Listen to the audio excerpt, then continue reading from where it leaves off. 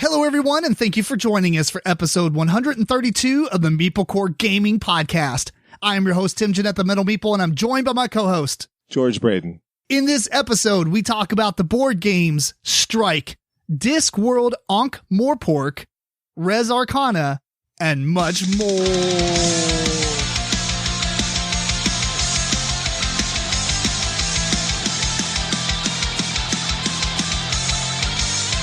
Intern Alexa, ask a random question.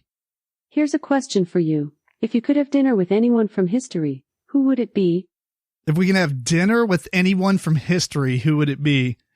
There's a lot of cool people to have dinner with. Do we get to have modern day dinner or like dinner back in the era that they're in? You know what I mean? Yeah. So like if you pick somebody that you're like, here's your roasted hedgehog, sir. Yeah.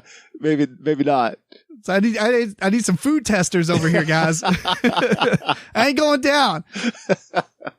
I don't know. Who's your favorite person in history? I mean, it pretty much boils down to that, right? I guess, but I was about to answer by picking like some really famous chef. Just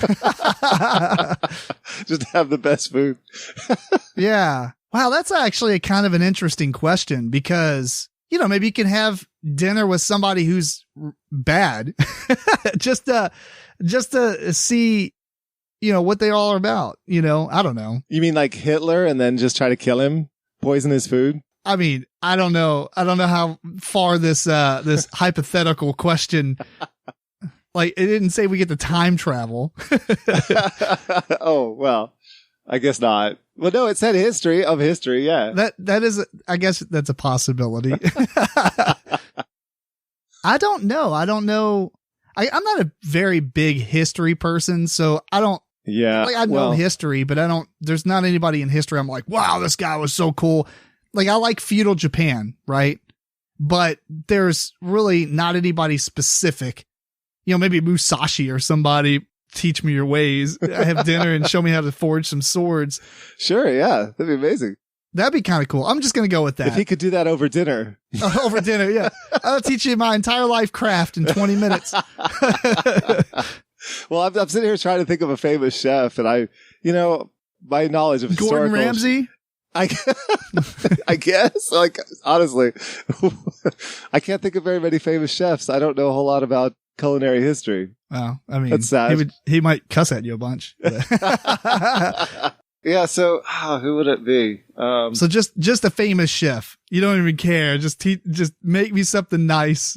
Yeah. I just wanted to take the question from a different angle instead of just, who's this interesting person to talk to over dinner? Like, actually make the dinner with some famous chef and get his philosophy of cooking. That'd be interesting. I mean, I guess the question implies that you're talking about somebody in history, but I guess it really could be somebody from current day as well. Doesn't have to be. Okay.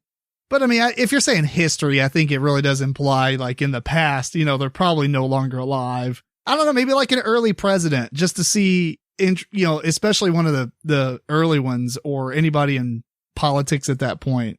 It's just a different mindset, Right. Yeah.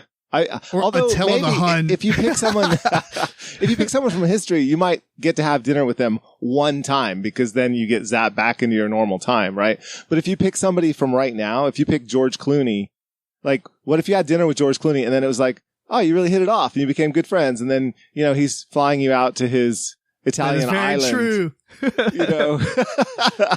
I'd meet George Clooney. He seems like a cool guy. No, yeah, he's probably good. If I had to have dinner with somebody currently, maybe Keanu Reeves, The Rock, or Hugh Jackman, because those are the three celebrities I want to meet because they seem just overall like some of the best people ever. They do. They seem pretty cool. Yeah. Especially The Rock. That would be very entertaining. All right. Well, cool. So what have you been up to since the last episode? Anything to go over? Yeah, well, there's been a lot going on. We've had the 4th of July, and for the 4th, we had Kat come out and visit. So she came out here and stayed for several days and didn't have to stay in a horse trailer this time because we've all been vaccinated. So it was a lot more comfortable for her, I'm sure. And so we got some board gaming done with the family. We played, well, we had to introduce her to all the games. That's right. Llama dice. And we've started, with my grandma, we started playing Heckmech. And, so we played that. And it's funny, we were talking about this before the podcast, like how certain designers, they have some good designs, then they have some designs that just, they never went anywhere, and maybe they're not that great. So Heckmech is pretty good by Reiner Knizia, and especially if you play it with the extra worm expansion, it makes it more fun. But then he had another one that we tried out while Kat was here called Sushizak im Gockelwalk. And I don't know what that means in German, but you're not making worm burgers, you're making sushi now.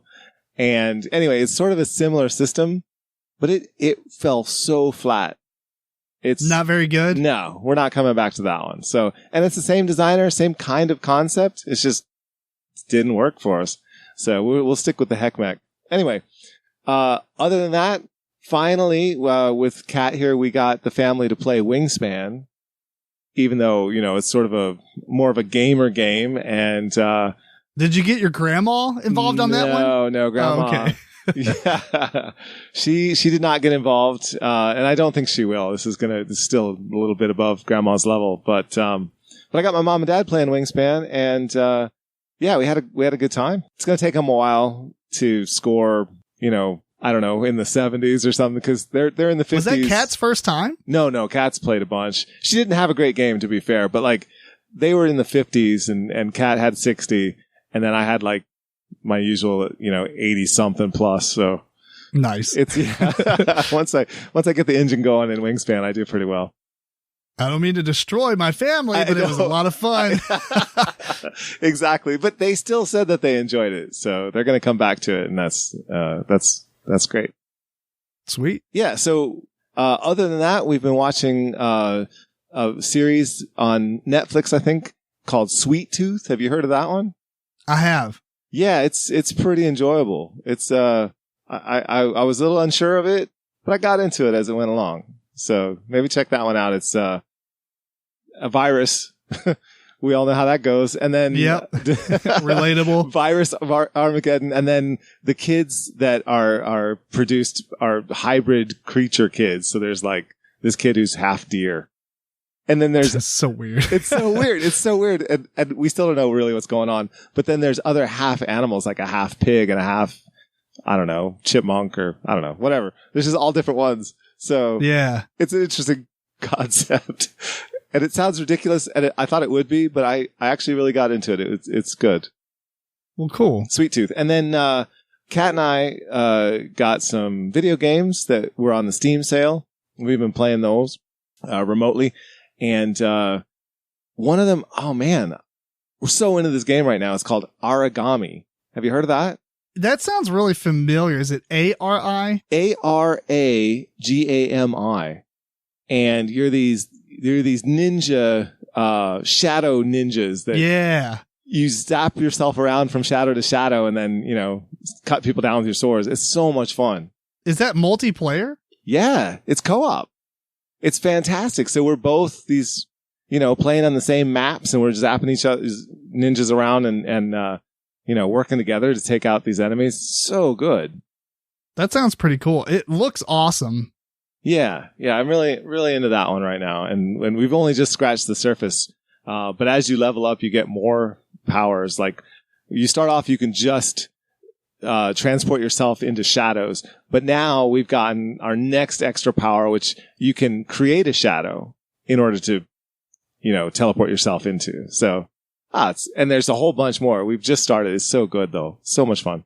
Did you find this by randomness or how did you hear about this one? I just went on Steam. There was a big Steam sale and I just typed in, I went to categories and did co-op. Oh, okay. Just to find stuff that Kat and I could play. So we got Aragami and we got Portal 2. Portal 2 is so good. It's so good. And I mean, I've played it before. I played it all the way through, but Kat hasn't, so I had to get it. It was $1.99. Oh, that's excellent. Yeah. I bought the PS3 version and it came with the download code for Steam. So I have it on my PC, but it's been so long since I played it because I played it when it was released. Oh yeah, I could totally play it again and have no clue what's going on. Yeah, I mean, I know how to play the game and the concept and everything, but as far as solving the puzzles, I'm not going to remember a single one. So yeah, we got that one, and we got one that is, I think it's called Chase. Well, no, we didn't get this one. We didn't get that one yet. Sorry, we're planning on getting one that's called like Chase the Darkness or something like that. It's like a horror game, kind of like Devour or Pacify. So we're going to do that one. And but another one that we did get just in this last sale is a game that I hadn't played, but I know a lot of people have, and it's called Dead Space 3. Oh, Dead Space is so good. And this is co-op. That was a 2-player co-op? Yeah, Dead Space 3 is 2-player co-op. I didn't know that. That's good stuff. Number 1 and 2 are not. So I don't know why, but they just did it with Dead Space 3. So in the reviews, people are saying it's less horrifying because you're not by yourself and it's more like a shooter. But I don't care. It's still horrifying enough and it's going to be fun. So I can't remember. Did you play that game called It Takes Two? Yes, we played the demo for that. And that's on our list to get as well. There's that one is on our list, and another one is called Unravel 2, and that's a co-op where you're these string creatures. Kind of. Yeah. So yeah, we looked into a bunch of games and got a nice list of them now, but right now we're working through Origami, and it's fantastic. Another series that you might, I don't know how much you might like, but it's called Trine, Trine. Yeah, isn't that a 3-player game or no? It's actually up to 4. Okay. Well, I don't know about every version of it because I think there's like 4 games now. There's 1, 2, 3, and 4. And I know for sure that most of them are 2, all of them are at least 2 players, but I think they're normally like 3 players. Okay. Yeah, I'll look into that. I was thinking it had to be 3. That's why it was called Trine. I kind of ignored it, but no, I'll go back and take a look. I've played the first one alone on the PlayStation. So I know that the computer will control certain things, or I can't remember if you switch off between characters to do certain stuff. Yeah. But obviously the game is meant for multiplayer co-op. Yeah, that's what we're looking for. So yeah, definitely check it out. That's what I got. I haven't been up to much different anyway. I've been up to things. Actually, this last weekend was pretty busy for me, the 4th weekend. Oh yeah. We ended up going, we did a lot of things, but one of the ones I just want to mention without just telling you all the family stuff, random family things, going to the pool, whatever. Sure. We went to Bermhain Forest and they have this entire Bermhain Forest, however it's pronounced. Where is this? It's in southern Bullitt County in Kentucky. Okay. It's south of Shepherdsville. Okay. This place is really nice. And I always pictured it being boring back in the day because, one, I didn't really hike or anything, and now I do. Yeah. But we learned that they have this like 10 acres of like kids playground, like natural playground. 10 acres? It's a lot of acres, yeah. Wow. Or maybe that's what they said. It's a lot of stuff. And they have all these natural like tree stumps with like 4x4 basically pillars like countersunk into them and attached to another one, which makes like a balance beam, and you can walk between them and then jump on the different stumps and everything. Oh, and they have cool. Sand pits. They have a lot of cool stuff, and it made me happy because our backyard has a slope. The whole thing is just like a 30-degree slope, and we can't do anything like put playground or anything, but this gave me a lot of ideas. So I'm very excited. Great. Yeah, very excited. The kids had a lot of fun. That was really cool. And I spent most of one day moving my brother-in-law, which basically exhausted me. I didn't realize the heat would have that much effect. That and not being physical for a year or whatever the pandemic's been. It's rough. Yeah, no, I understand that. Well, here's what you do. You start off with the ideas that you get from Bernheim, and you make like this natural obstacle course down your hill, right? And then as your kids get older, you keep building on it, and pretty soon they're like ninja warriors. That's what I'm talking about. Usually the ninjas start training their young around 5. So Theron is absolutely ready for this. And ironically, in the ninja books that I've gotten read, I actually have an extensive library of books about ninjas and assassins and stuff. Okay, yeah. And so he's how old is he now? He's almost 6, but yeah, he's like 5.5. So he's prime age. Yeah, it's time for his first kill, I'd say. And they I don't know about that. They start them on balance beams, and then every year the balance beam rises, and so eventually they're like 10, 12 feet off the ground doing these balance beams and stuff when they're teenagers. Yeah, so if they don't do it, they die basically. They specifically do it because of the walls around the perimeter of towns and cities and stuff. So they could walk around on those. It's fascinating. It's so cool. Otherwise, I've been playing some more Hades, and I've been playing some more. I went back to Fantasian on the iPhone, played a little bit more of that, and I've been playing a lot of Cartographers, the app. Oh, I saw that you posted some impressive scores on there. I'm excited. The app is kind of half garbage, but half good. It's a 3 out of 5 in my review, because it does a lot of cool things. It captures the entire essence of the game, but it's not polished. There's some things like I've played probably a couple dozen games now, and it doesn't keep track of any of them. Oh. Like you click, it's like you played 7 games. I have screenshots of more than 7 games, guys. And so it's supposed to keep track, and it's trying. It's just terrible. Right. And there's 3 different ways you can play it. That's you can hilarious. play it like the random way, just straight up the way that it's meant to be played. Yeah. And then have these 2 different modes that reset. It's like every couple of days. But basically the first one is the scoring cards are set, but the cards that come out for the season change. And then there's another one that says all of it is fixed. So you're playing against everybody in the ranking and leaderboard, but the order of the cards that are coming out, and so you can mathematically design how to best score this, I guess. Is that fun? Well, I mean, it's not out long enough for somebody to really go through all that work. Okay. You know what I mean? Because it's only every couple of days or something. Yeah. If it was like once a month, somebody's going to build an app, and then you just plug in which cards, what order and everything. The reason I said all this, though, is because I thought it was only keeping track of those games and not just the basic game. But I think it keeps track of everything. And I don't know. It's not keeping track of any of my games.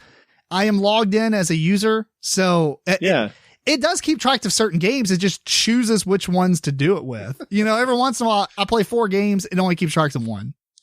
It could just be a bug. You should just send them a message, Yeah, I thought about it. I might do it just for the courtesy of telling them.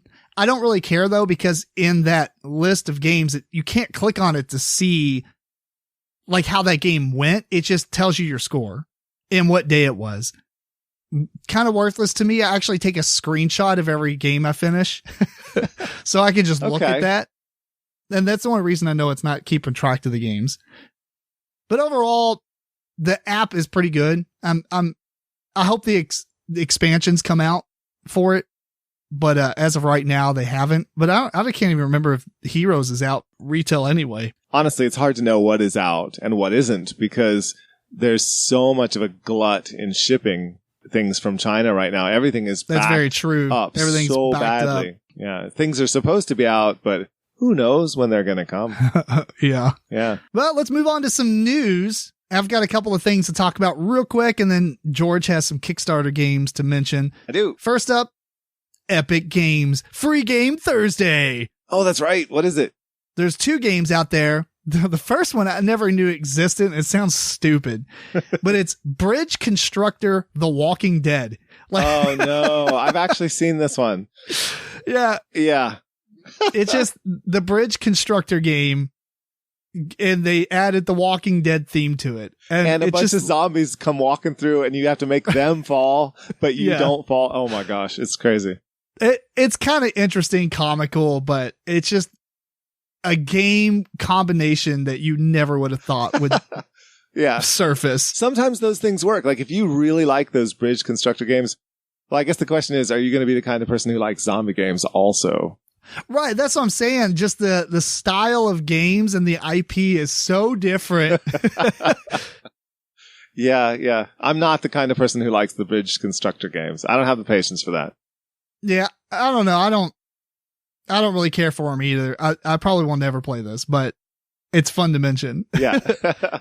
Another one on here, there actually is 2 this week. This one's called Ironcast, and it looks pretty cool, although I'm not sure I'll put it to the top of any of my list as far as what game to play next.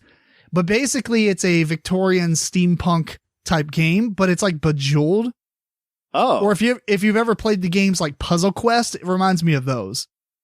Bejeweled was easier to say, though, because everybody's really familiar with Bejeweled. Right. You just get 3 things together. Yeah. Potion explosion. I don't know. Yeah. But basically, it looks like it's a real-time version of that where you're actually controlling like an automaton, like a mech, you know? But it's all steampunk and you're shooting at another one, but you're trying to complete different Bejeweled combinations to do damage and depending on what gems it is. So it's like Puzzle Strike. You get your gems and then you shoot them over at the other guy. Well, I think you actually have hit points and damage and stuff.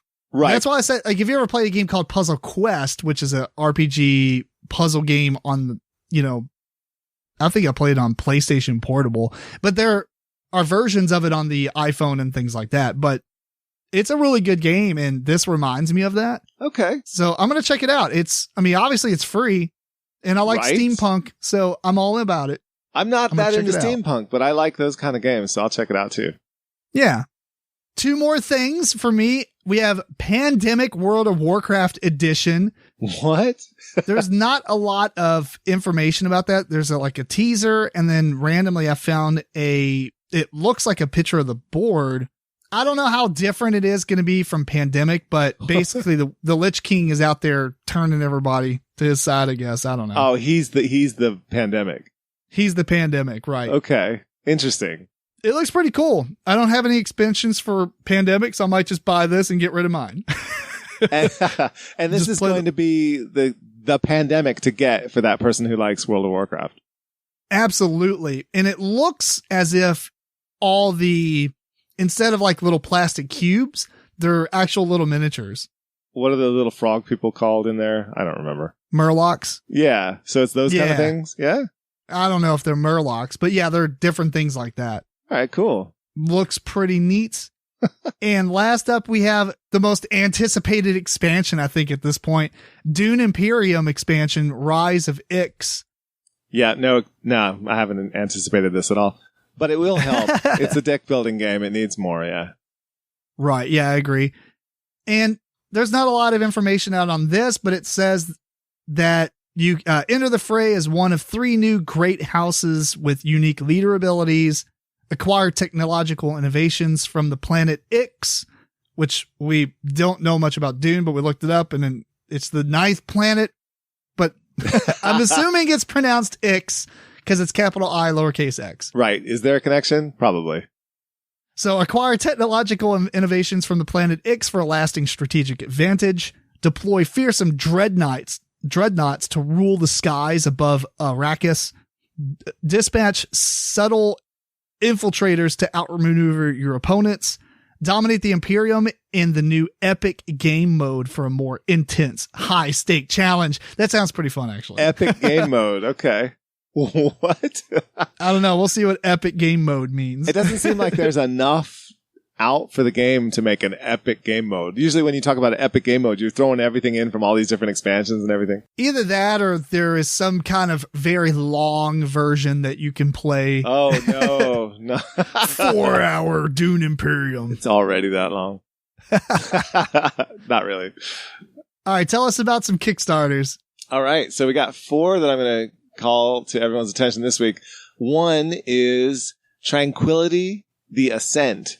So Tranquility was a Kickstarter that I have and enjoy playing, particularly 2 players. But it is a game where you're putting down numbered cards in a particular order. And if you put down a card that is several cards away in terms of sequential order, you have to discard the number of cards that you've jumped. And you're doing this with other players, and you're doing it as a limited communication game. So you can't say what you have and you can't say what you're playing.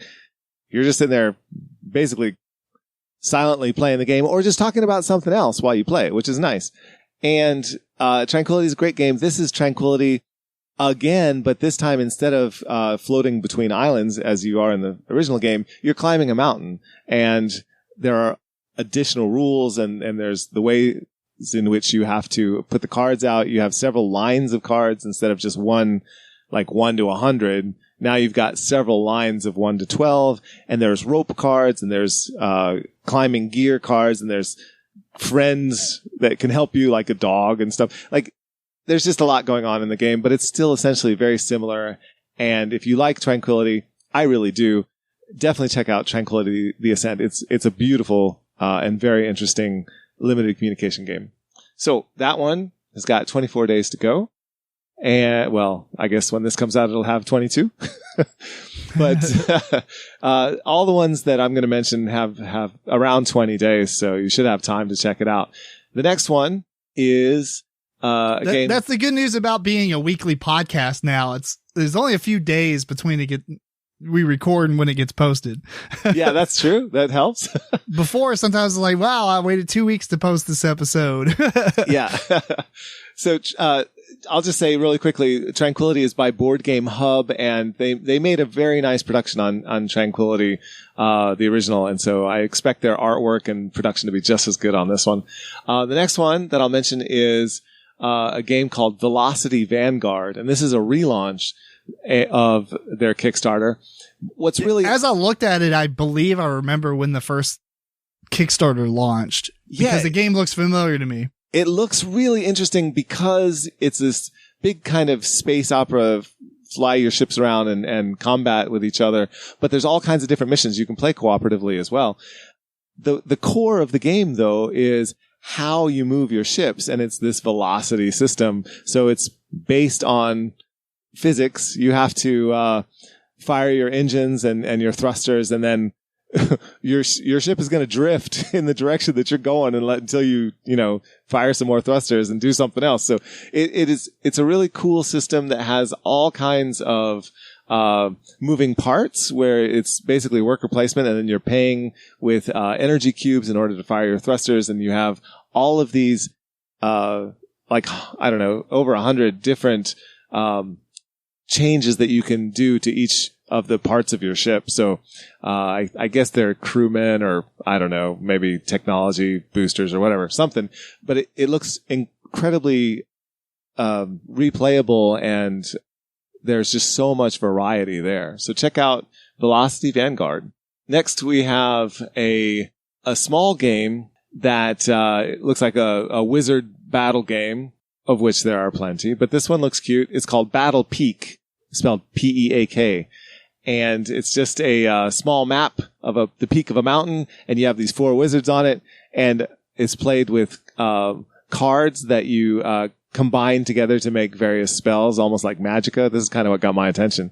And so the Magicka is the video game that Kat and I enjoy, and then this is similar to that, where you're casting spells that lay down like fire elementals and sheets of ice that you can slide off of, and just all different kinds of things. It looks like just a chaotic battle royale. Check it out. It looks cute. And then lastly, sort of the big entry here for this week is a game called Soul Raiders. And this is a game that is a large sort of dungeon crawler kind of game, where you have cooperative 4 heroes going through a story up against particular bad guys and their minions, and it's very much like Gloomhaven. There's a ton in this box, it looks like. The game itself came to my attention because it's by Marc Andre, who is the designer of Splendor, a game which is pretty popular. So, to say the least. So there you go. Definitely check out Soul Raiders. The art is tremendous. They have some Magic the Gathering artists and some other artists who worked on it. And the card combination and play looks very elegant and easy. Maybe Splendor-like. I don't know if that makes any sense at all. But the game looks very interesting. And some of the points that they make about it is that you have various challenges that you're facing, but you can approach them in different ways. So if you have a certain play style, if you have a certain set of cards that work together in different ways. You might approach a particular challenge one way in one game and then do it a totally different way in another game. So that sounds interesting. And this one is a big, beautiful, big box game. So Soul Raiders. It's kind of neat because the standard edition is a normal box, but the Grimoire edition, which I'm assuming is Kickstarter Deluxe-ified, yeah. It looks like a book, so it has the magnetic clasp and opens. I actually think that's kind of crap. I think so too. You want give a me nice the standard box. edition. That's right. Give me a nice standard box, but yeah, if you want to put it on your shelf, you don't want it to be a big, weird book shape. Yeah. I do like that the miniatures in the Grimoire edition, I'm assuming it comes with, it says and. They have invisible versions where they have see-through miniatures. Interesting. That are like purple and white and stuff. And yeah. I'm much less interested in the miniatures and much more interested in the art in the game. I think the art is really quite good. Yeah, the art is kind of neat, and it has the location cards, and it looks like you can choose where to go on the location card. It'll have a number. Very similar to like the Unlock series. Oh, like, no. Let's go over here, flip out card 28. Oh, now I'm less interested. I don't know if it's like a puzzle, though. I think it's just using the system to be able to maneuver around an area. Well, we talked about Unlock in our last podcast, and I wasn't real high on that one. So now I'm concerned now that you point that out. But yeah, I can see what you're saying. Absolutely. Well, I think that's specifically just to tell you, you want to go through this door, pull out this card and flip it over. Not necessarily like Unlock where you're trying to figure out things combine and type into an app or, look real close at the card to figure out what numbers to type in. That's the one I hate the most, where you have to look at the card and find a hidden number. And there's so many. That's the best part about Unlock. There's so many games that do that, and I don't like it in any of them. Like, Seventh Continent does that. There's little hidden things, and there's just so many games that do that, and I don't like that system at all. I mean, it makes more sense for Unlock because it's an escape room. So if you actually went to an escape room, and that's true, you probably have to find stuff, yeah. Right, hidden behind a curtain or whatever. Like we went to one and it had like this little magnetic tool, but it was clipped onto the curtain rod of the window. And you had to get it to do what? To pull a bar out of this like dresser drawer because there was a metal bar going through all the drawers, so you couldn't open anything. Okay, that's cool. And you can't just reach in there and grab the bar. You actually had to have a magnet. So like, where are we going to find a magnet? And it was clipped up on the curtain rod, but it made it look like it was kind of like the curtain rod, like the end of the curtain rod, Yeah. Oh, that's really cool. It was pretty neat. But in Unlock, you would actually have to have a little hidden number there because, I mean, you can't just rip that off the card, You can't just be waving metal things around the room to see where the magnet is. Right. So it makes sense in that context. All right, cool. We going to talk about some games? Yeah, let's talk about some games we reviewed. Let's do it. Before we do that, we're going to plug our Humble Bundle partner link. If you go to MeepleCore.com, click the Humble Bundle partner link in orange, you'll redirect to humblebundle.com where you can purchase bundles of games, support charity. You can buy individual games if you want to. Anything you do from that link that redirects you from our website will help support the show. It doesn't cost you anything extra. And I am really excited for people to use Humble Bundle because it is amazing. Even if you don't use our link, that's fine. Just use Humble Bundle because they're such a cool company and they've given millions upon millions of dollars to charity, which I think is awesome. Tremendous. Plus, tremendous amount of games given. Oh man, my library on Steam is over 300 games specifically because of Humble Bundle. And I don't buy all the Humble Bundles. So really cool thing. But we got 3 games that we're talking about on this episode. We have Strike, Discworld, Ankh-Morpork, and Res Arcana. So first up on this episode, we are talking about a little dice game called Strike. Yes, this is a 2012 game. You throw dice in an arena in order to be the last gladiator standing. The designer is Dieter Nubel, the artist is Franz Vollwinkel, and the publisher is Ravensburger. Now, a lot of people have played Strike. Pretty much everybody besides me and George at some point. And I was over at our friend's house, James, listener of the podcast, good friend of ours, and I just randomly saw it on his shelf, and it was with all his really good games, you know, like his designer games. Well-known he had like a games. classic. Yeah. He had like a classic shelf off to the side. I'm like, what's this? What? I was thinking maybe it was misplaced. And he was like, you haven't heard of this? And so we played it. Man, I've been hooked. I guess, spoiler alert, pause. Let me tell you kind of about the game first, and then I'll get really excited about it. All right. Strike is a small dice game. You open up the box lid, and there's a plastic insert that looks like a gladiatorial arena. And all you do is you throw one die in there to begin. Depending on the player count, everybody gets a certain amount of dice. And you just take turns. On your turn, you throw a dice in there. A single die. And a couple of things could happen. Either there are matches, which mean, all the ones on the dice are X's. All those will immediately come out no matter what. Yeah, you don't want those. Correct, right, because those are removed from the game permanently. Otherwise, if you throw a die and there's no matches, right, there's no doubles of any number, then you decide if you want to stop or press your luck and throw again. Because if there are matches, no matter how many matches, maybe there's 2 2s and 3 3s, you collect all of those. And so you're wanting to empty the arena as much as you can, because obviously this game is about elimination. If you run out of dice, you lose the game. So it's last man standing. So the more dice you can throw in to get matches, the more chance that you have to stay around. The second part of this is, once you do match, you have to be done. You can't keep going. If you start your turn and there's no dice in the arena at all, you got to empty your entire hand. You have to roll all your dice in the arena.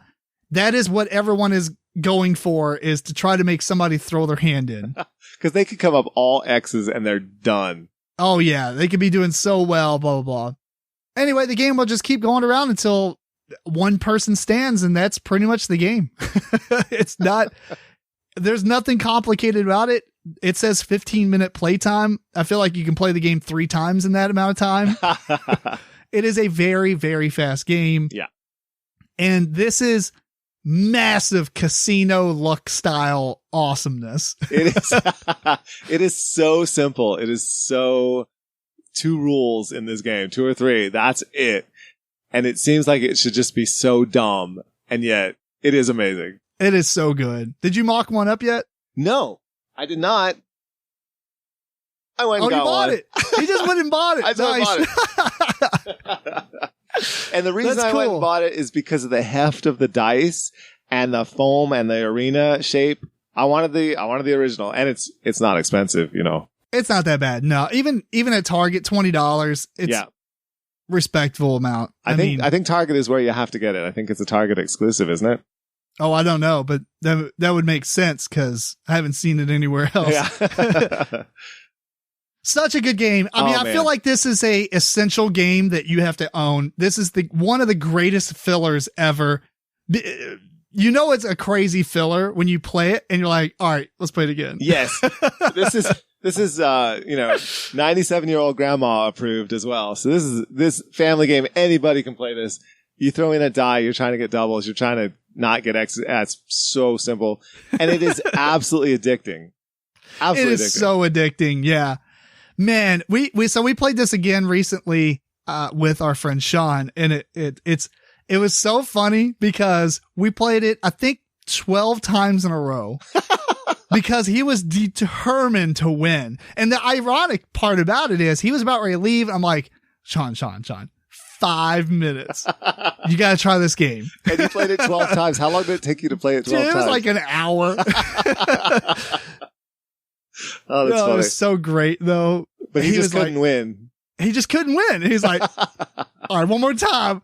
Even he would, he would go out, right? He would go out. He'd be like the first person out. And he's like starting to divvy up the dice already. I'm like, I guess we're playing again after this. That's hilarious. That's like not being able to win Uno or not being able to play LCR.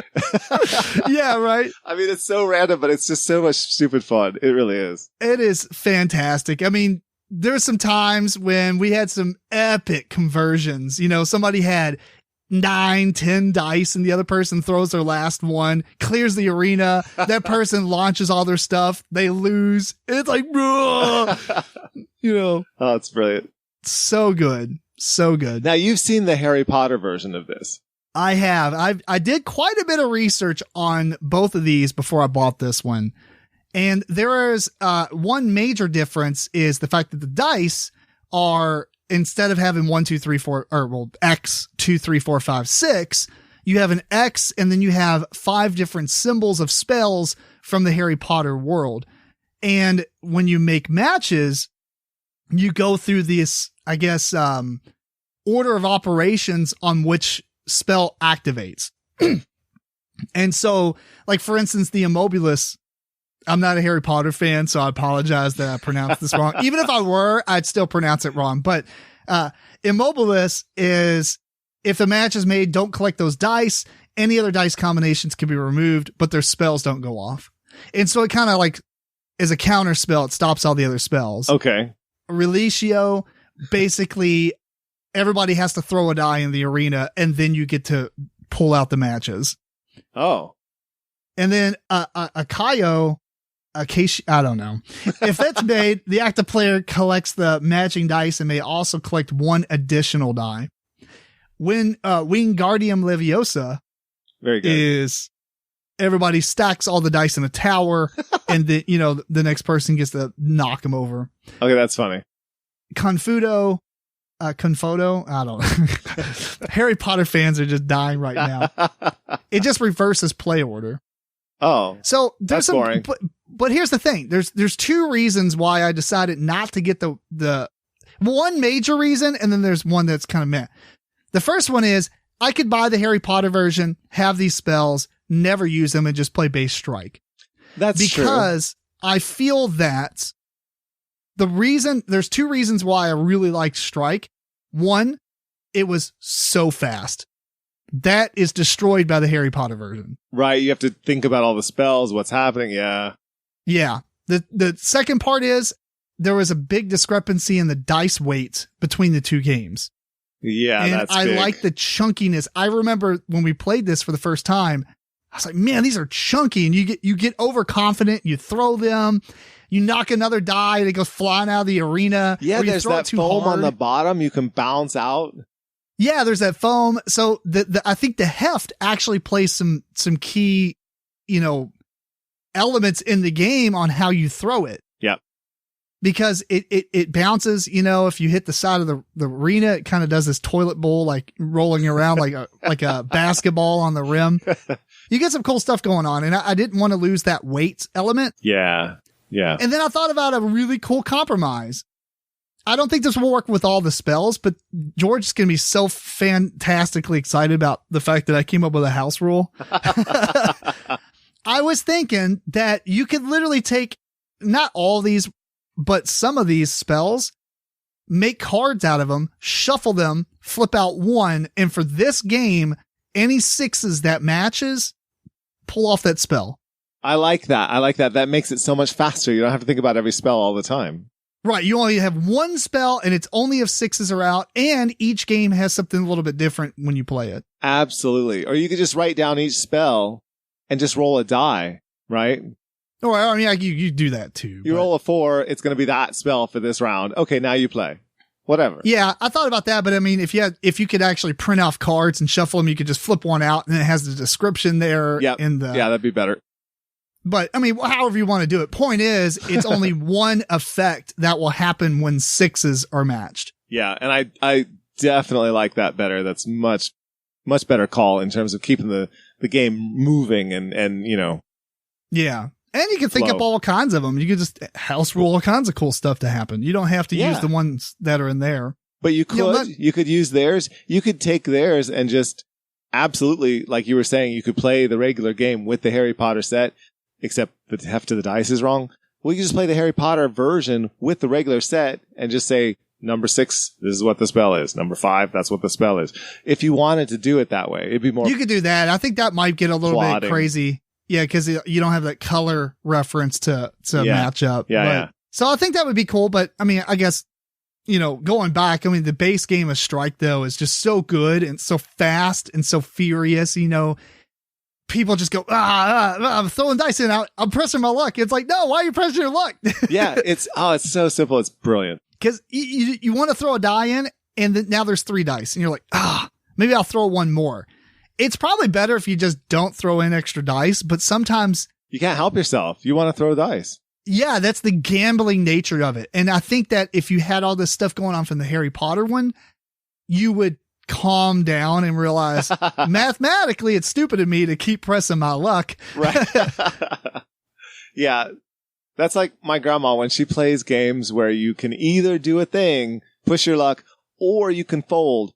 Like, she will never fold. It doesn't happen. She's just going to go for it. She's on that slot machine just pulling that thing over and over. That's right. I'm up $300. And then at the very end, she's lost everything. It's like, you got to know to when to quit. Except in her case, she usually wins more. So, yeah. But I guess we'll just wrap this one up because the game isn't really that. You can play it quicker than what we talked about it at this point. Yeah. I will say that if you've never played Strike and you don't own it, I don't even care if you don't like dice games or anything. This is so casino style that anyone is going to be able to approach this and play it. And I feel like it is an absolute staple in a collection. Like, you have to own this. It is such a good filler. Man, I am upset that it came out in 2012 and I'm now talking about it in 2021. That is how much I like this game. Yeah, I'm pretty high on it at the moment. I'm looking forward to playing it a whole bunch more. It'll probably find its place in my collection just like you're talking about. It's fantastic. Fair enough. All right, that is Strike. Next up on this podcast, we are talking about Discworld, Ankh-Morpork. See, we're not all about the cult of the new. We play old games too. This week's a lot of old games. This is a 2011 game. Control the comic fantasy city, peopled by iconic characters, menaced by wizard magic. The designer is Martin Wallace. The artists are Peter Dennis, Paul Kidby, Ian Mitchell, and Bernard Pearson. And the publisher is Treefrog Games. So this is based on the Terry Pratchett series of Discworld. You know, books like Guards and stuff. Right. I've only read that book, so I don't know a whole lot about the lore, and that's been many years at this point. That's really funny. That's so funny. That's the same one that I've read. Oh, yeah? It didn't grab me. It didn't grab me either, the whole series. Well, I just don't read a lot, so I did want to read more. Did you? I do want to read more of a lot of stuff. It's just really hard for me to read like stories. Yeah. I need to read like technical manuals and stuff like that, or rule books. Yeah. Oddly enough, that keeps me awake, but if I read a story or a novel, I'll fall asleep. It's like really weird. I thought it was okay, like the comic humor and, you know, the zaniness of it. It was okay, but it wasn't enough for me to stick with it, I think. Yeah, you got to really be into that British humor, the Hitchhiker's Guide to the Galaxy, you know, Douglas Adams type of stuff. Yeah, and I am. I love all that stuff, but I do like Hitchhiker. In a fantasy setting, it didn't work as well for me. That's fair. So in this game, you have a town, I guess it's Ankh-Morpork, which is a disc. The reason it's called Discworld is because it's a disc being carried by elephants on the back of a space turtle flying through space. Yeah. There you go. There's the humor of what's going on. Basically, this city is divided into 12 sections, and you're just trying to move around, put guys out, build buildings, and meet whatever secret goal or in-game condition that you have. There's these cards called personality cards, and each player gets one. These are hidden to the other players. This tells you how you can win the game. Now there's 7 of these, but 3 of them are basically the same that compete with each other on controlling territory. The rest, so there's essentially 5 unique in-game scoring, or not in-game score, but in-game triggers. And you'll get one of those, and you'll get 5 cards from the action deck, and you're pretty much ready. So each player, there's a little bit of setup on the board on some starting minions and stuff in 3 of the cities. Each player gets a hand of cards, and on your turn, you're simply just going to play a card. 3 of the districts of the city. Yeah, districts. You're going to play a card and do all the actions at the top in the order that they appear. Most of those you can skip over if you want to, for some reason, if you don't want to apply that action. There's only one that you have to, and that's because it triggers an event that happens. Otherwise, you can choose to skip over them, but you do have to do them in order if you do them. There's stuff like get money, put a minion out into play, build a building by paying money, and the district tells you how much it is. When you build a building, you actually get a special card off the side of the board that you keep in front of you, and it gives you a special power you can use each round. And then, like there's the assassinate action where you can kill off a minion. Anytime minions get spawned into an area with other minions, there's a trouble marker that comes out. This is important because one of the personality cards will say, you win the game if you start, like all these personality cards, you have to begin your turn with the condition met, except for one, which we'll talk about. But basically, if there are enough trouble tokens based on the player count, you'll win the game. Or if you have a minion in this many territories or districts or whatever, then you win the game. 3 of the cards have clear control over so many districts, then you win the game. One of the cards actually will say, if the deck of action cards runs out, you win the game, which is also another way the game can end, is if that deck runs out, then you kind of do this victory point thing based on what you have out on the board and how much money you have. But that's actually pretty much the game. It's a pretty light game, light to medium, I guess. Yeah. But there's not a whole lot of rules on what's going on. Most of it is done through those action cards. Some of the action cards actually have text, and if it has text, then up in the action bar at the top, it will be like gain $3, do the ability text of this card. Then some of them will actually allow you to play a second card, so you can chain those together and play multiple cards in a turn. But yeah, that's pretty much it. Have you played this, George? I've not actually played this one. This one is quite hard to locate, for that matter. Yeah. But I have watched playthroughs of it. So I've done my research on this game, and I have some opinions about it, even having not played it. The thing is, it did come out again in 2019 as a re-theme of Victorian London with Sherlock Holmes and, various characters. And it was called Nanty Narking, which I guess back then you told me means great fun. So. Well, according to my research in the Board Game Geek forums, yeah. Would you like a bit of Nanty Narking? Yeah, that's something you would have heard in Victorian London, apparently. But it's the exact same game, really. It is a re-theme, but nothing much has changed at all. So if you like the sound of this one, look for Nanty Narking. But as far as Discworld Ankh-Morpork goes, the biggest thing about this is if you're into that series of novels, you're going to want to get this one because that theme is there. That theme is represented in all these characters and all the buildings and different edifices in the various parts of the city. So if you like Ankh-Morpork, it's kind of hard to say. Yeah, it is. It really is. You're going to love this game, I would think. Yeah, I would say so. There's not a lot of flavor text on the cards or anything, but there's a lot of cool like characters and stuff if you're familiar with the city, the books and everything. Yeah. There is one really humorous thing on one of the cards, which kind of stands out in a very funny way, but it's kind of annoying. And it says, your personality card, it's the winning condition, says, if you start your turn and there is a number of trouble markers on the board greater than 7 and less than 9 or something. It's talking about the number 8. That's hilarious. Which apparently is a very magical number in this universe. Even so that the districts, there's a 1, 2, 3, 4, 5, 6, 7, 7A, 9, 10, 11, and 12. So the game actually has a 12-sided die for some of the events that take place because you roll it a few times and apply the event to those areas.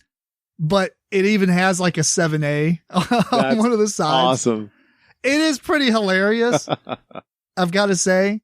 And the reason we're talking about this game right now is because I had played this game multiple times years ago, back in like 2013.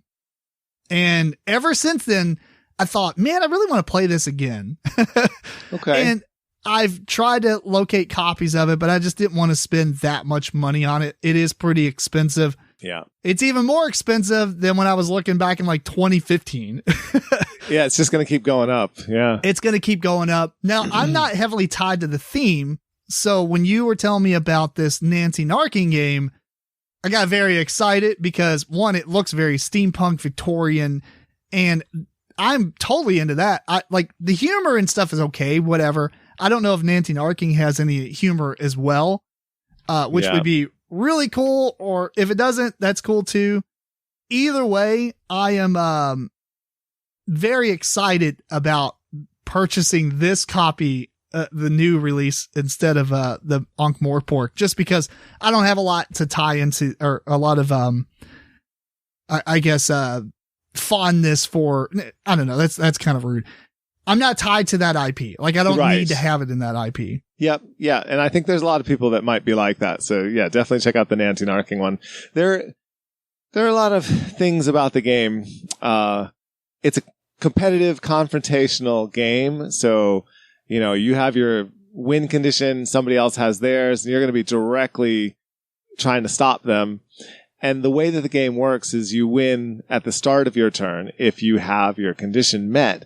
So you play your turn, you meet your condition during your turn, everybody sees you do that, then they're all going to beat you down. Well, if you haven't been bluffing that whole time. That's true. And you can, but here's the thing. There's not that many win conditions. There's not. So really, experienced players are going to be able to figure out, well, I can't let you have any of those. Right. Right. And I think that's the thing, is you have to be aware of all 5 win conditions before you play this game, or have played it a couple of times and understand that. Yeah. The cool thing about it is, though, since there's only 5 win conditions, I actually like that better than having like 25 win conditions where you have to try to narrow down all this stuff.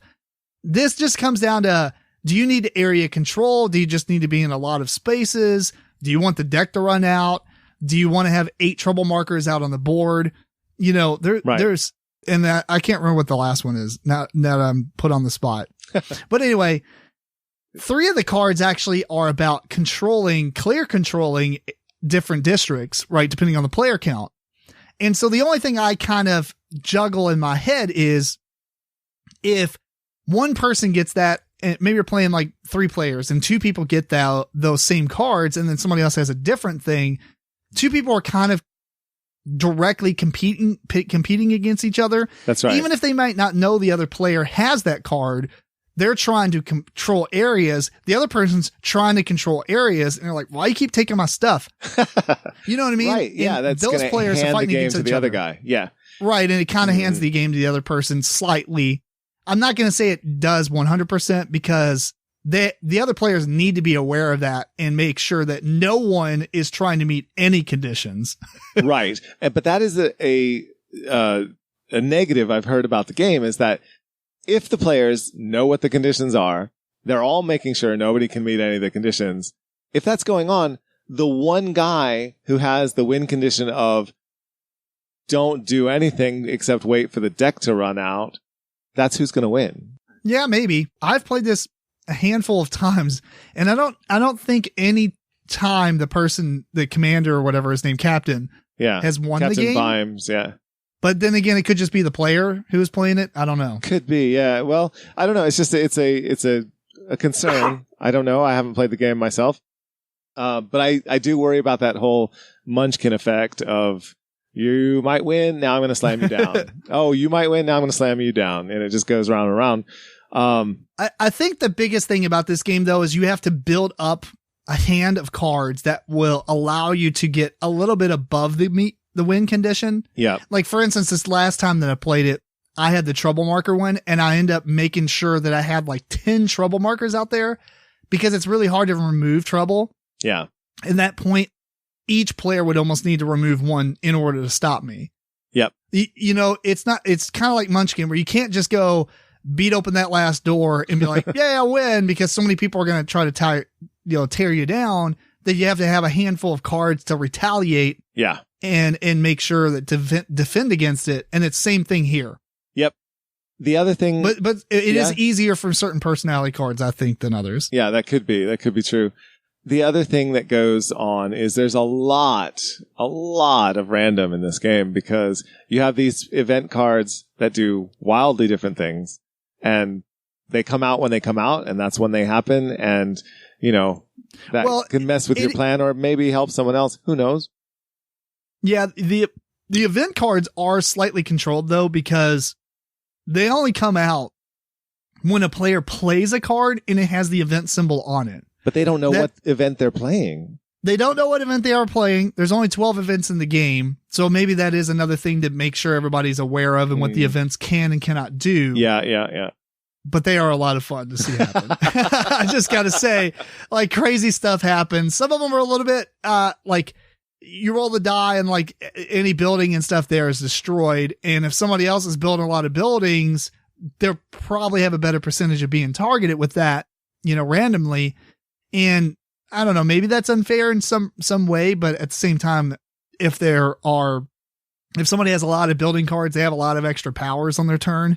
And so they need to be able to be beat down, if that makes sense. Cause there's really no other ways to get rid of buildings other than certain cards that you play it and you're like, George, give me $5. I'm going to destroy this building type of stuff. Right. So there is some very direct take that in the game. And if you don't like that, I get that you may not like this game. However, it is a game that you go into knowing that is prevalent. Mm-hmm. Right. You know what I mean? It's not like some of the other games we play where it's this deep Euro and then randomly it's like skip a player turn. I was like, why does this even exist in this game? Yeah. This has quite a bit of player interaction as far as direct take that stuff, killing off specific people's minions, taking specific people's money. So you know what you're getting into when you go into it. So it's hard to say this game is not good because of that, because that's the whole premise. So, well, the thing about this game is it has so much in its DNA that I have to say, look, this is sort of the building blocks of my favorite game of all time. But if I'm going to choose one of the games... Well, are you going to Inish? I'm going to play Inish every time over this. That's so funny because that's exactly what James said. It's very Inish-like. It is Inish-like, but at the same time, Inish has certain massive advantages over this, and in my opinion. You have a lot more agency and control in that very small, limited draft. You know everything that's going to happen as far as what cards are going to get played on a certain turn. And you have only 3 win conditions and, you're jockeying for those rather than 5. They don't have those special events that do crazy random things. But at the same time, there's so much that is similar in the two games that I have to, my hat is off to this game. It's probably just a rollicking good time if you can sort of, accept the premise and myself, I would rather go with Inish, but at the same time, this is absolutely where Inish came from.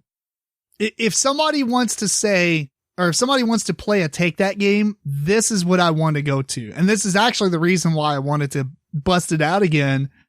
Even though we played it on Tabletop Simulator, because the guy that I know that owns it, I don't work with anymore. I haven't talked to him in years. This is definitely my take that game, except, other than the end of Spartacus. That's my take that game is Spartacus. Oh my God. Spartacus is so good. Yeah. I'm going to say if you've never played this and it sounds interesting, I would look into playing if you don't care about Discworld at all, look into the newer version of it. One, it's going to be way cheaper to find. Yes. And, it does look pretty cool. I like that it has a bunch of miniatures instead of, wooden pieces and stuff. Looks pretty cool. I'm definitely going to buy that version now that I know it exists. I'm very excited. Very, very cool. I think you'll really enjoy this one. I'm going to stick with Inish myself, but yeah, this one definitely does look like a good time. Fair enough. That is Discworld Ankh-Morpork. And last up on this episode, we are talking about Res Arcana. This is a 2019 release. Rival mages create artifacts, vying for places of power and ancient monuments. The designer is Thomas Lemon? Lemon? Lemon. We'll go with Lemon. Thomas Lemon. I've never known how to say this. It's the guy who did Race for the Galaxy. Fair enough. However you say that. I don't know how to pronounce it either. Okay. I am not the pronunciation guru here. Yeah. Okay. Me either. And the artist is Julian Delval. The publisher is Sandcastle Games. So Res Arcana obviously is a pretty popular game. You can go play it on Board Game Arena or, buy a copy or whatever. A lot of people's talked about it, so I'm not going to spend a lot of time on the rules, but I'll give you an idea if you've never actually played it. Basically, you're trying to get 10 points. And you get points by playing cards out of your hand or collecting these things called places of power, which are worth points, but you can also kind of augment them, I guess, like to do something on there to put more tokens on it to make it worth more points.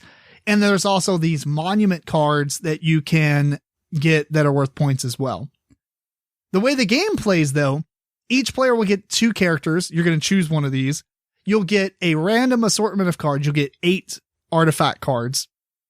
You get to look at all these before you decide your character you're going to play. And then you'll shuffle that deck and it makes your deck. You'll draw 3 cards. Out in the middle of the table, you're going to put 5 places of power. These are double-sided cardboard stock token things. And you could choose any of the sides. So each game can be roughly different. There are these magical items. There's 8 of those in reverse turn order. Everybody's going to take one of those to begin the game with. And there is a monument deck that you'll flip 2 cards over. All these monuments always cost 4. So you can buy one of the 2 that are face up or the one on the top of the deck.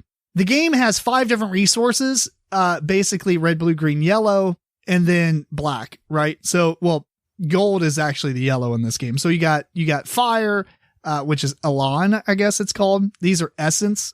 You got Elan, life, calm, death, and gold, which is red, green, blue, black, and gold. Gold is like a wild, but it's also the most rare resource, so some things will require it specifically. On your turn, you're going to take one action, and it's very quick. You'll do an action, then George will do an action, and the next player will do an action. It just keeps going until you pass, and then once all players have passed, then you do some maintenance stuff and then see if anybody's reached 10 points or not. If they haven't, then you're going to start over again, or you're going to continue in another round. So some of the actions you can do is you can play a card from your hand by spending the essence. It goes in face up in front of you. Now it's in play. Another action would be to actually activate or exhaust that card to do what ability it has. Sometimes it'll say spend 1 color to put 3 other colors on this card. Like spend a green, put 3 black on it. Or maybe exhaust this to put 3 black, but then everybody else gets 1 as well. Stuff like that. The places of power cost a lot of essences, but once you have them, they will allow you to do additional scoring methods. So it might say this card is worth 1 point for every black essence on it.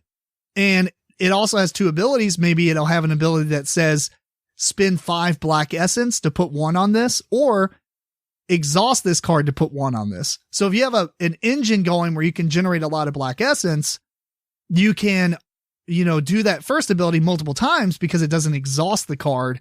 And then once you're run out of essences, then you can just exhaust it to put a final one on there. That's pretty much the game. The magical items are pretty neat because it gives you like a small little ability that when you pass, you get to swap it out with another magical item in the center. And so if you have a hard time with your engine to get something, you have a chance to be able to flip out a different card. Or get one of those different magic items to generate that type of essence or that ability that you can't normally do. The last thing I will talk about is some of these artifact cards are monsters, or they're called beasts and dragons. Especially the dragons have a tap and attack the other players. And it will basically say like everybody has to discard a green or 2 of, or 1 or 2 green essences. And if you can't, then you have to discard, I believe, 2 essences for each one you can't discard. So it's a really heavy attack. And then there's a bunch of things that you can, that you can exhaust to ignore it if you have it, or maybe your character card has a way to ignore it. There's one of the magic items that allow you to ignore an attack, 1 attack each round. So that's pretty much it. There's not a lot more to go over. Most of it is the card play and the engine building and making sure things synergize well and stuff. So, George, what did you take a look at this one at all? I did. And this is the kind of game that likely would just leave me absolutely cold. Sort of like Race for the Galaxy. So everyone take what I'm going to say about this game with a big grain of salt, because this is not my kind of thing. Making an engine and just running an engine is like just the least exciting thing for me. I can't imagine more pointless activity in board games that I enjoy less. So, for what it is, the art's great. The art is awesome. I love the art, even though it's this generic fantasy stuff. Yeah. We've always said this, but I actually enjoy generic fantasy. Well, there's various levels of generic fantasy, and this art is really, really good. Well, if it's generic fantasy, like it's not themed Game of Thrones or anything like that. It's just like its own made up world. Yeah. But the artwork is amazing. I'm totally fine with this. I don't know why people complain so much. Well, I think it's the theme. There's so many games that are wizard versus wizard as a theme. And so. Because it's cool. Okay. But I mean, maybe some people are going to say this is boring, but also maybe the theme doesn't come through because other than the dragons, you're not really fighting wizard to wizard. You're just saying, I'm a wizard that can make, turn, copper into gold or whatever. And I can do it faster than you. Hooray. Yeah. The 3-paragraph overview of the story says, as a mage, use your magical essences and items to build artifacts, activate their powers, and command dragons. The mage with the most points wins. I mean, cool. Yeah, just go with the last sentence mostly.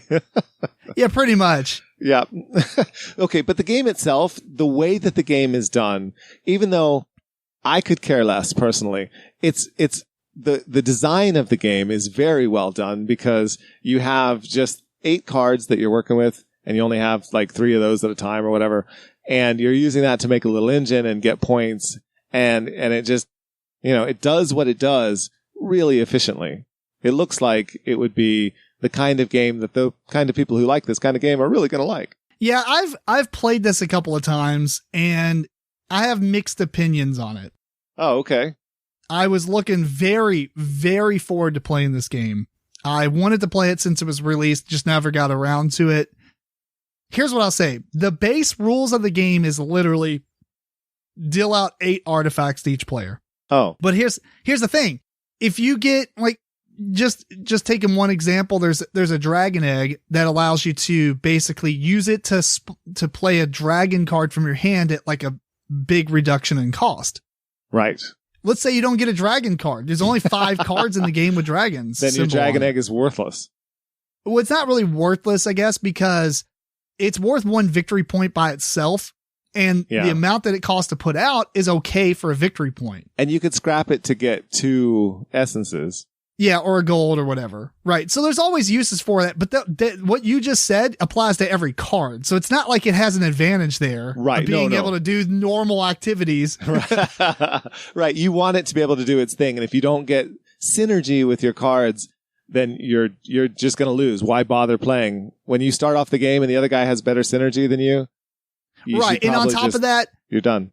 Yeah, exactly. On top of that, like some of the cards that you get, like let's just say you get a better layout of cards that work very well with some of the places of power for that game. Yeah. That person's just going to naturally, if they see that combination, they're going to blow you away. I think that's the key to this game. It's the kind of game where the entire game is decided during the setup and looking at your cards, and you see something that's an engine better than the other person sees something that's an engine, then there you go. You win. You have a high chance of winning. I mean, you got the other players who could mess that up if they buy the card and they don't know what you're going after and they just say, oh, this looks cool for me. Yeah. Stuff like that. And I get it. Everybody's screaming into their car right now or whatever you're listening to the podcast on. You can play the variant where you draft cards. Yeah, you can. And you should. But I don't ever take variants because the word variant means it's, outside the norm of play. I never take those into technicality. Yeah, but like, here's the thing. Just build that in and just say the first time you play it, draft out 8 cards. I think they don't say that because you can't do that if you don't know what the cards are and what they do. Like, you have to learn the game before you can really draft intelligently. Yeah, I suppose, but I mean, it says after you become familiar with the artifacts, you may wish to try these variants. You may wish that a lot. I think it would be better if the game was like, here's the advanced version, and like the advanced version of the rules are considered the normal rules, but here's the beginner rules. That would look better to me than saying a variant, because that implies the variant is not the normal way to play. I'll agree with you with that statement, but I don't have the hang up as far as variants. Variants, house rules, play the best way. That's what I say. That's true. But I'm such a technical person. Like I said, I like technical manuals. I read, a lot of technical information for my job and stuff. And this just really screams. Yeah. This isn't the normal way to play, and I think it should be. And even the way that you draft, I don't really care for either, because you get 4 cards and you draft to the left, and then you get 4 more cards and then draft to the right. Oh. With 4 cards in a 4-player game, you don't see your hand twice. Right. I don't like that. I'd rather just get 8 cards and draft around in a circle. Yeah. Because then you're like, man, I like both these cards. I hope this one comes back. Yeah, that's always fun. I agree. Absolutely. That is like one of the funnest things about drafting games. I hate drafting games where it's like every hand that's handed to you've never seen. Yeah, yeah. And you might get a draft of 4 cards and you pick one or whatever, and then you get the other 4 and it's like none of that went with the other thing anyway. Like you could just get screwed in the draft in this game. There's still You could. I mean, it's much less likely than 8 cards randomly given to you. Absolutely. Well, yes, absolutely true. But other people could get a better draft than you right off the bat. And then you're just playing out an inevitable conclusion, in my opinion. So, once you know the game, you're going to go for certain engines that work better than others, and there you are. So, I don't know. There's some issues with the game, but in its favor, it seems like a very quick game with a whole lot of decisions to be made. I don't know if it has a whole lot of decisions, because transferring stuff into stuff. Yeah, but each round ends up being like the same. You're playing the same round almost each round. Well, yeah, there's lots of decisions, but none of them are exciting whatsoever. Because you get your stuff, you get your engine built. You're like, oh God, dude, here's how I activate my engine. Step 1, step 2, step 3. And then you're like, oh, you know what? I'll build step 4 onto this engine. So, okay, I pass. Next turn. I guess I'll start with step 1. Yeah.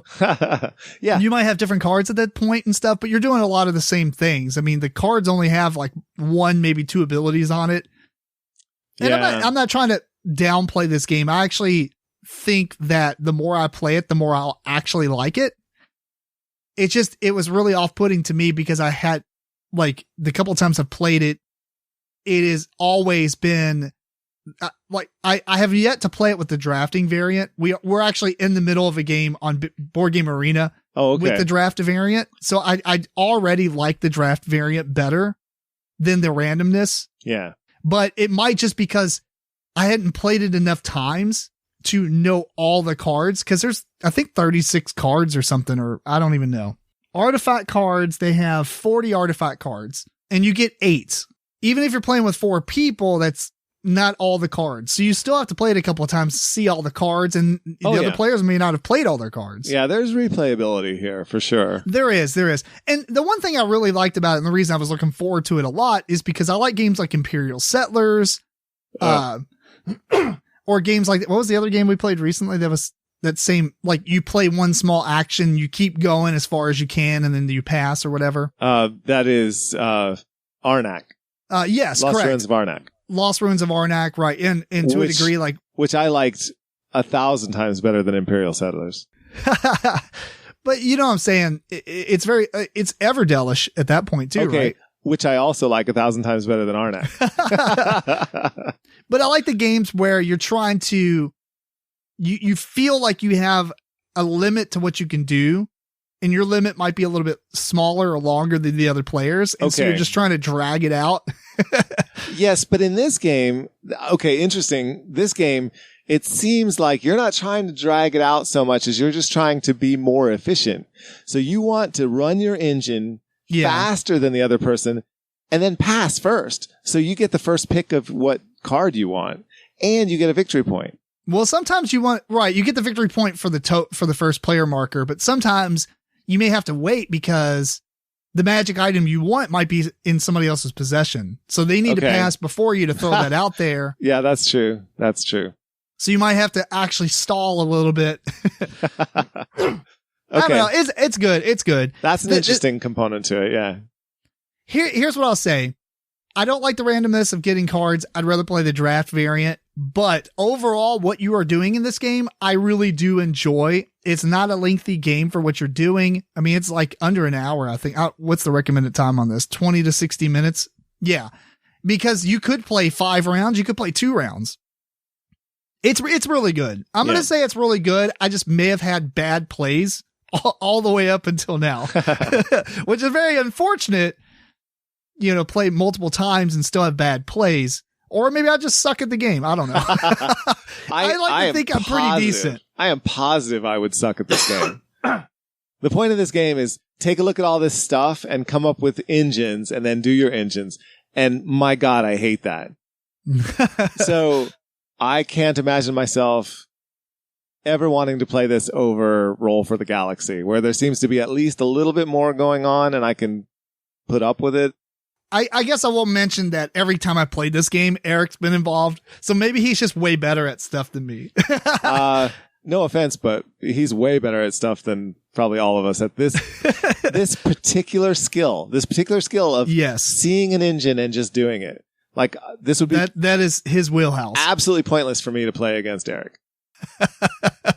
I can't. Fair. I don't know. I don't see myself enjoying this game or finding excitement in it, but I know there are people like Eric who really, really would. Yeah. All right. Well, let's tie this one up. I will say this. There's a reason it has a 7.8 with 12K reviews on Board Game Geek. Don't listen to what I'm saying. I still think that the draft variant is superior in the end. But it just might be that I am not that great at the game and I expected more out of myself and I'm taking it out in the game. Or maybe I just happen to have a couple of bad playthroughs with the randomness of the cards and not being able to see the synergies and such. Yeah. So, okay. I'm going to chalk it up to it's probably me. I'm still really excited to keep trying at the game. And that holds a lot of water, right? Holds a lot of weight because if I really hated this game, I would never play it again. I wouldn't give it another chance, but I really like what's happening and I'm looking forward to proving myself wrong. All right. Very cool. I know myself well enough to know I should stay well away from this game other than to admire its art from a distance. I'm going to make you try it. It's going to be fun. Yeah. Well, you'll have a very different experience, you know, whereas you're used to losing to Eric, you're going to destroy me at this. Well, maybe. So I'm not saying I did that. That'll be a nice change. That'll be a nice change for you. Interesting enough, I will end on one note is the community says it's best with 2 players. And I can totally see that, but I actually don't feel like I want to play this game with 2 players, if that makes sense. I think they think it's best with 2 because it's so fast. Well, it's so fast. I think it's like the direct competitiveness to it. Mm-hmm. And I feel like you really aren't doing that much to other players besides those dragon cards. Yeah. Other than just who buys the monument or the places of powers first, I guess. There's the dragons and there's the elven bow. But there's not much else where it's direct attacks. Yeah. Yeah. So I guess I am glad the direct attacks are in there because otherwise it's just a big solo game. Yeah, that's solo true. engine there's builder. Not a lot of interaction. Yeah, you're right. I have not seen anything about the expansion, and I do know it has one either that has come out or is coming out. I guess 2 it is expansions, out. Right? Yeah, one says 2019. The other one says 2021. So maybe that one isn't out yet, but yeah. All right. Well, we'll have to revisit with the expansions. Exactly. And when I say we, I mean you. That's fair. I'll do that. I'm sure I will end up liking this game enough to buy it and play it multiple times. So I just a little bit bitter. All right. Anything else to wrap up on this one? No, I'm good with this one. All right. That's Res Arcana. And with that, we are at the end of our episode. We did it. I feel like I just ripped off Secret Cabal because I'm pretty sure they say that almost every time. I don't know why I did that. It's an homage. It's an homage. Yeah, it's an homage. We do it out of respect. Pay a tribute. Yeah. I've been trying to think of something cool to do at the end of each episode, you know, to make it just not seem like. For me, here's the thing about podcasting. When I listen to a podcast and I know it's like, all right, well, that's how we wrap up I'm like, click, done. Like nothing else from here on. You're trying to give our listeners that signal. We need something. Well, I don't want to give them that signal. I want to provide something to end on that's substantial, some kind of substance at the end where, they'll listen all the way up until I start doing the little outro spiel, I guess. All right. Well, we'll have to come up with something similar to our, what we do every start, which is my least favorite part of the episode, I have to say, but it just depends what our intern comes up with. Oh, dude, it's the best part. I don't even know what you're talking about. Actually, you know what? I totally forgot about this after until last just now. week. Honestly, that last week's question, that was uncomfortable. So there is one of our listeners had sent me an email. Actually, I thought this was pretty cool, and it's about a German band to check out. So if you're listening to the podcast up into this, and here's your ending substance. Nice.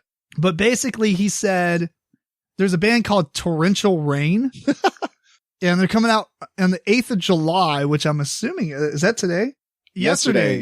Yeah. Like basically when we started this podcast, because we're traversing the midnights. 8th of July is when the Why Do I Care will be released as the second of 4 singles announced this year. So check out Torrential Rain. The song is Why Do I Care? And apparently they're a German metal band. Hey, I like it. We should bring music up at the end of each episode. That's perfect. Hey, dude, that's what I'm talking about. Actually, as a matter of fact, I don't know who this person is. I mean, Johannes Welsh. They're part of a creative company. I don't know if they're like a manager or something, but well, thank you. He was saying something about possibly getting him on the podcast. That'd be hilarious to have some German metal band guest star on the podcast. That'd be awesome. I absolutely agree. Let's do it. That'd be great. Translate these board game things for us here.